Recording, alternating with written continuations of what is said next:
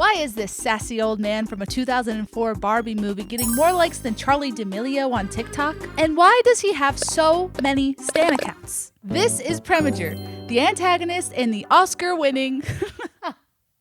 That was a lie. The notable animated Barbie film, Barbie, the Princess and the Pauper. There are many, many villains in the Barbie cinematic universe, but the flavor of Preminger, it's just different. Who is this fruity little man? Preminger is the son of a peasant, and he spent 10 years working his way up to become the Queen's trusted royal advisor. 10 years. You have to respect the grind.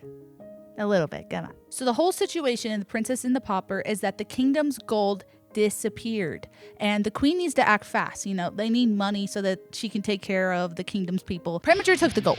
Now, instead of keeping it and running away and just being wealthy somewhere else, he had a scheme. This man is playing the long game. He wants to become an illustrious king. So his original scheme was that he was going to take all of the kingdom's gold and he was going to go on a business journey. And when he returned from his trip, he would tell the queen he found all of this gold. And he would just need to marry Princess Annalise and he could become king and he could save the whole kingdom. He would be a hero. His plans continuously get foiled throughout the movie. And something about Premi, let's call him Premi. Something about Premi is he's going to survive and advance. The first foiling of his plan is when the queen decides that she's going to marry Princess Annalise off to the handsome and rich King Dominic. He finds this out in the middle of his hit song, How Can I Refuse? How can I refuse? When his himbo henchmen tell him. By the way, he makes them call him Prince Boss.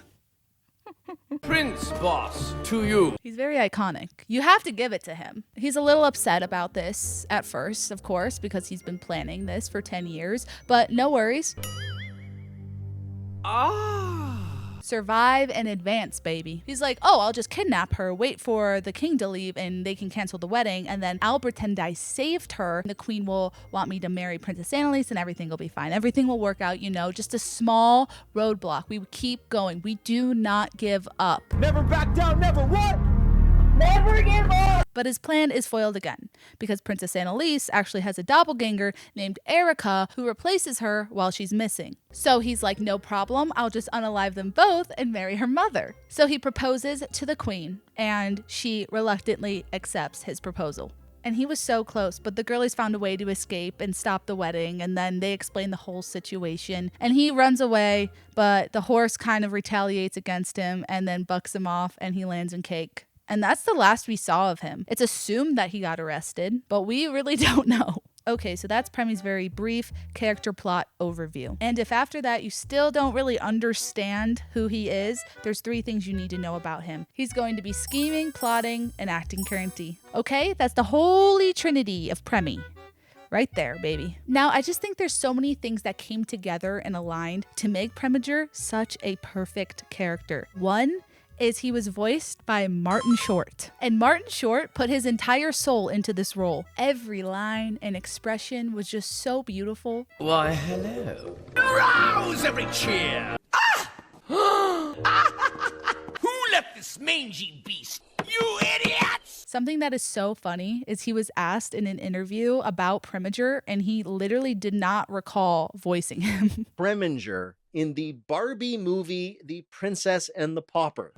Do you remember that role? Well, I'd have to check that one out again. Wait a minute. You don't remember doing it? I do remember doing it. I remember the credits. Right. You've looked at your own IMDb page. And I go, gotta check that out. But apparently, for a generation of young women, your performance as, I gather, the villain, Preminger, was life-changing. I bet I was on point.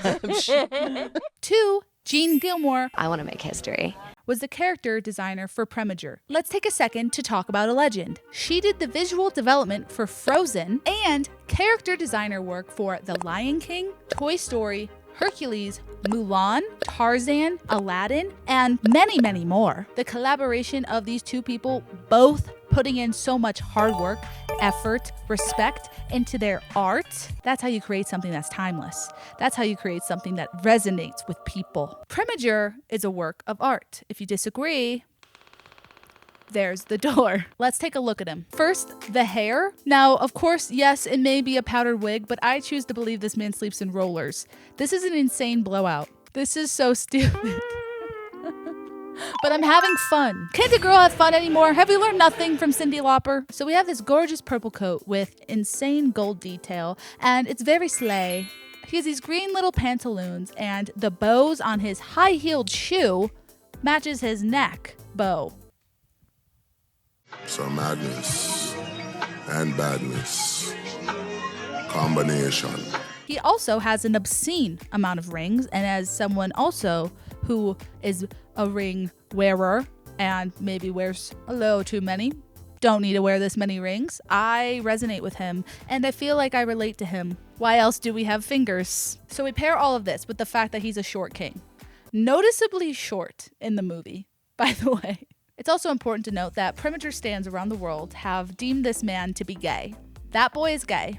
This isn't confirmed, but he is confirmed fruity, at least. I rewatched Princess and the Pauper for this video. On this watch, so many things clicked in my brain why Premature has become such an icon. Like, I audibly laughed so many times, and his entire character essence reminds me of the same humor that's kind of like watching Shrek and SpongeBob as an adult. The jokes and everything about it just hits in a way that's even funnier than when I was a child. Okay, now you have an understanding of Premature as a character.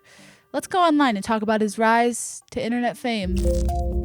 Welcome to the internet. I think Premature has always been a beloved character among Barbie fans, but I started to notice more stan content in 2017 was the first video I could find of this compilation of Premi, and there's no harm done with this video. However, the timeline of Premature content does get progressively more unhinged.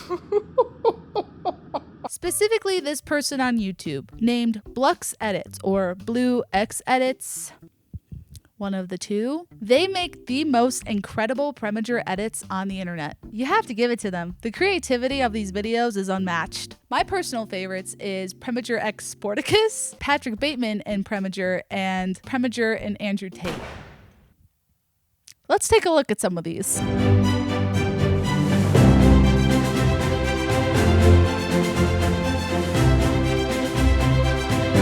It's genuinely so unserious and is really important to me personally. Okay, so that's YouTube. Let's hop over to Tumblr.